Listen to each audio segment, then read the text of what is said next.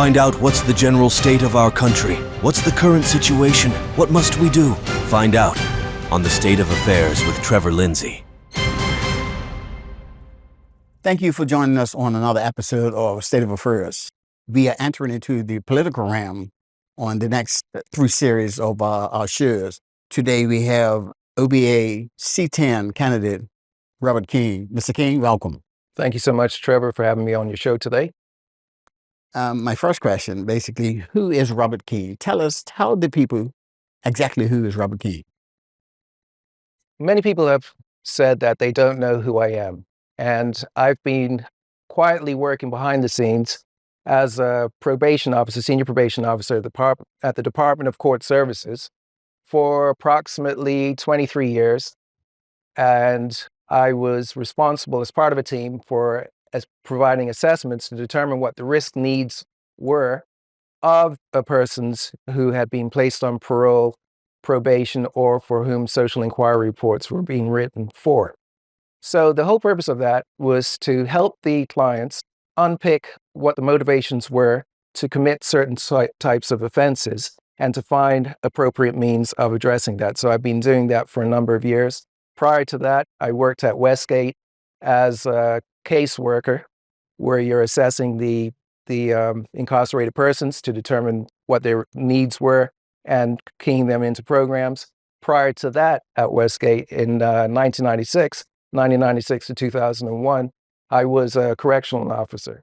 Prior to 1996, I was a correctional officer in young offenders facilities in Ontario and also youth offender behavioral programs before I came to Bermuda. So all told, about 30 years of experience working with this particular population, incredible population with a lot of potential that basically needed resources to get back on track. Good stuff. Dr. King was one of the only, other than Martin Luther King, one of the only names I've known. Rodney King. You don't want to go there. But Dr. King is your uncle, you said, prior to us starting. Uncle, that's right. Tell me about your family lineage. Family lineage. My father was Michael King, Howard Michael Walton King. He used to work at the Bank of Bermuda. He was a manager there. And he was also a senator under the former United Bermuda Party from 81 to 82. What struck me about my family's legacy, in particular with my father, is that I heard about the social activism that he was doing behind the scenes after he had passed years later. Wow.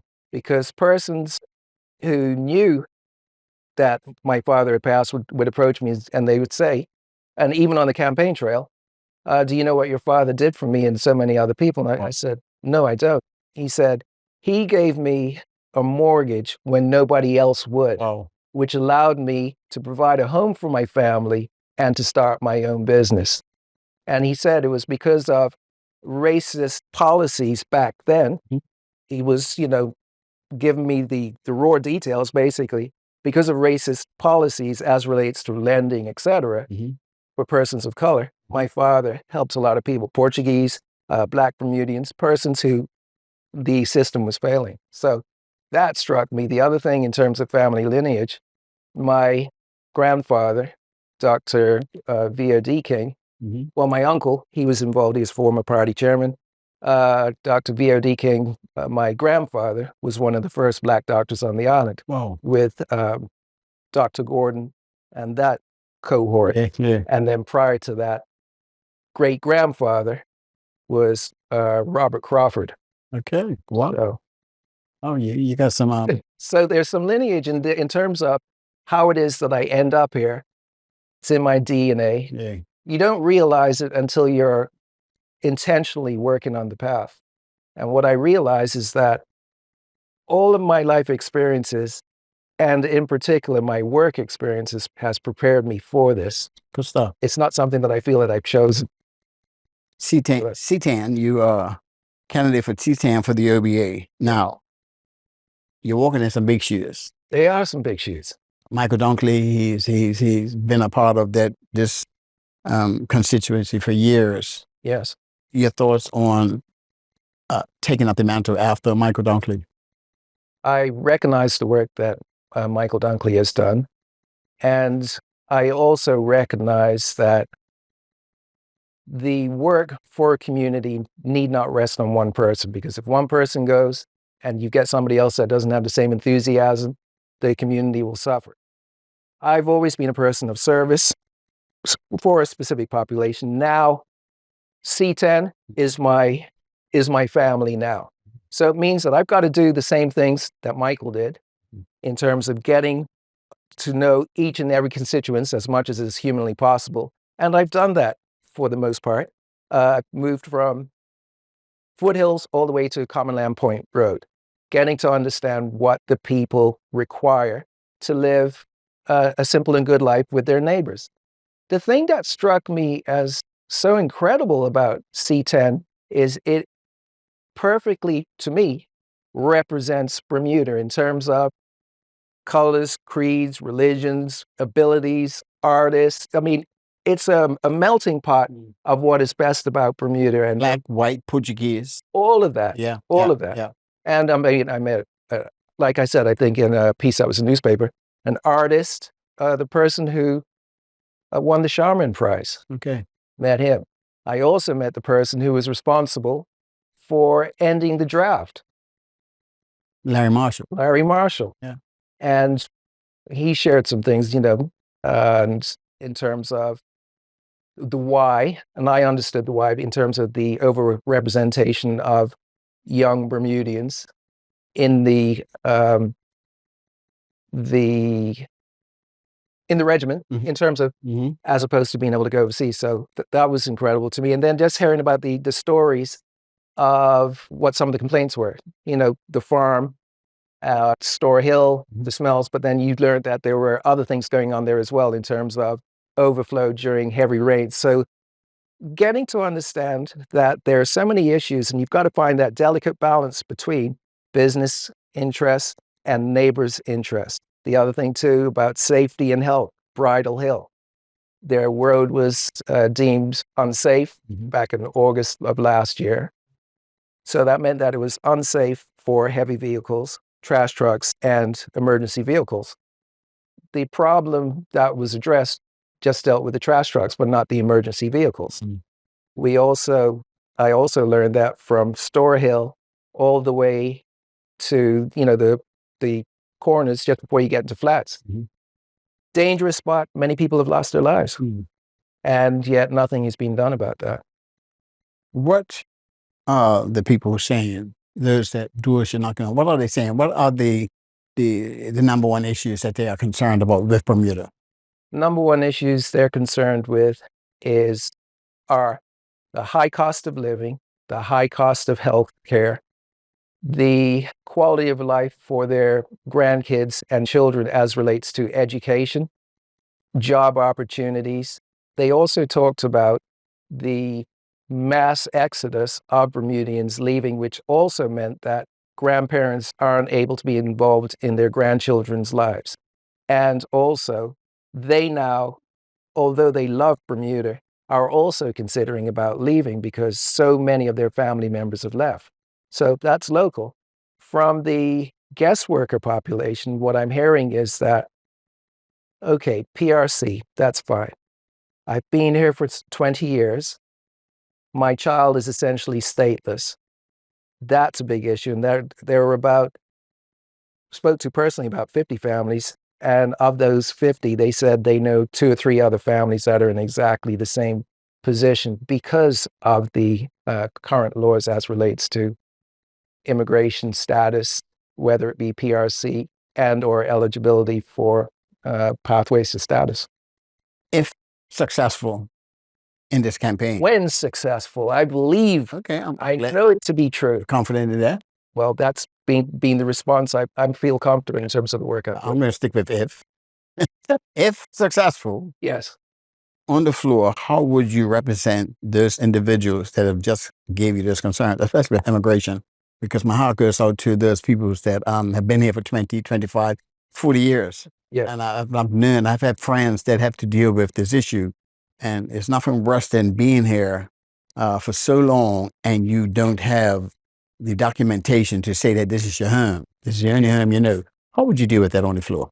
It's a It would have to be a multifaceted and balanced approach because, on one hand, you want to make sure that by having guest workers here, albeit have been here for many years, that there is not going to be a negative impact on Bermudians, born, raised, etc. So it has to be balanced in terms of basic questions. Are they taking jobs away? Is their impact on the community 90% positive? Whatever the metrics are going to be, that we're going to all benefit from it, and the harm or the negative impact is going to be greatly reduced. So in terms of the matrices that's going to be used for that, I would have to, or the team would have to assess that to make sure it doesn't impact on housing, it doesn't impact on job opportunities, certain rules and regulations as relates to qualification. How many people are you going to be mentoring for certain positions in your company, et cetera? So it has to be a multifaceted and it has to be a fair approach to make that happen. Yeah, but the issue lies with this individuals, there's guest workers, offsprings that have been here that were born here. And that seems to be an issue that needs to be fixed. No, absolutely. The other thing too is the fact that we have guest workers, when we're looking at how Bermuda was started, we all came from different places. That's right. We came from St. Kitts. I mean, That's my right. family, That's right. my parents' origin, originally from Trinidad, from Jamaica, others from St. Kitts, et cetera, because of, our histories, our common history. You got some from England, some from Scotland, some from Portugal. No, absolutely. The other thing too is when we're looking at guest workers in Bermuda, and we also look at the types of employment that they're engaged in, that they've been given immigration work permits for. We're talking about when you go to a hotel, mostly you're seeing foreign workers in there. We know that it is a very difficult business to please people, in a service industry. That's just the way it is. That's one. And we also know that we used to have a Bermuda college, a hotel college, that trained people to the highest level and recognized that service is a profession and vocation.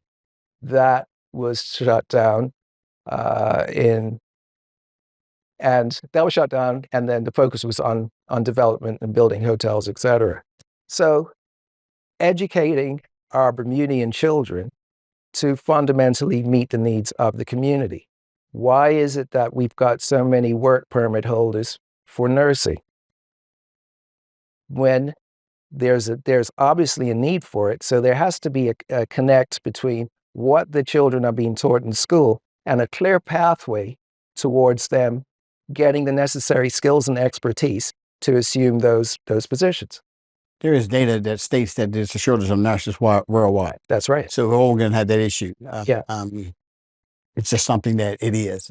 Ain't no right or wrong, it just is. Right. The Bermuda College, the hotel college, I should say, that used to be an avenue for Bermudians to enter into the job market.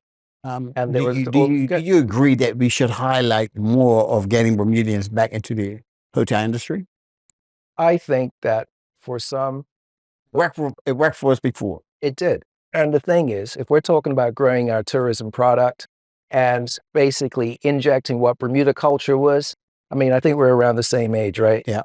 So remembering what it was 70s, 80s, and 90s in terms of vibrant social life, nightlife scene, college weeks and all that, we were a center of excellence back then. We had Bermudians who knew and enjoyed the industry. When foreigners would come down, they could learn so much because they were talking to locals as opposed to guest workers. Yeah, so it adds a different flavor. So definitely, as part of the school curriculum, tourism, what it means, the job opportunities, et cetera, and also the trades. When you're looking at even, in your studio to be able to do this, why aren't more Bermudians being trained? Why aren't we being given the opportunities in terms of the trades? Mm-hmm. Absolutely. And if you look at the United States, a functional education versus the typical university route, functional education in terms of IT-related things and computer-aided design, et cetera. That's where the trends are, as opposed to the strictly academic. And what we need to do is provide a workforce that meets the needs of the community and will evolve to meet the needs on a worldwide stage as well. I'm glad you said trades. I'm glad you mentioned trades. What is your thoughts and your views on trades, of lack of trades for Bermudians that used to be a successful business opportunities for Bermudians? What's your thoughts? I think I know it to be true that many of our children's experiences in school has been less than excellent. And what I mean that is many of them are graduating not knowing the basics of math and English. Many of them are graduating not being able to enter the Bermuda College. Different learning styles. We know that when we were younger. I know for myself, tearing apart a bike, putting it back together, saving, didn't have the money to go ahead and pay for somebody to go, but you actually enjoyed doing that. We need opportunities. Those Bermudian kids and other kids who are here need opportunities to learn the way they learn best according to their gifts and talents. Mm-hmm. Trades, when you get a plumber, a good plumber to work for you, $80 an hour. Now, if you want to talk about a living wage, that's a living well wage, especially you build up your clientele. The plumbers that I've hired and who my dad with his old Bermuda mechanical shop looked like Sanford and Son in there, were persons who were trained to a high standard, Robert Crawford days, and then tech school afterwards. Young Bermudian men and women can do the same thing, provided there's a clear path in school, primary school, middle school, high school, and beyond. That's all we need because kids are resilient. All they want to be able to do is have some opportunities, have the appropriate resources and the proper mentorship, and they can achieve in tremendous things. What's your thoughts on the challenge of the young Black man in Bermuda? Well, from having worked with, like I said, the population at the formerly Department of Court Services, leaving school, not graduating, living in house, I'm talking about specifically them.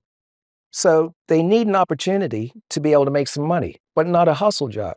Hustle job is not going to, it's temporary. But the other thing too is those persons who've been involved in the criminal justice system, those persons who end up at Westgate, for example, for, they're there for 2 years, et cetera, and or longer. The requirement essentially is that they have a job for 6 months when they get out.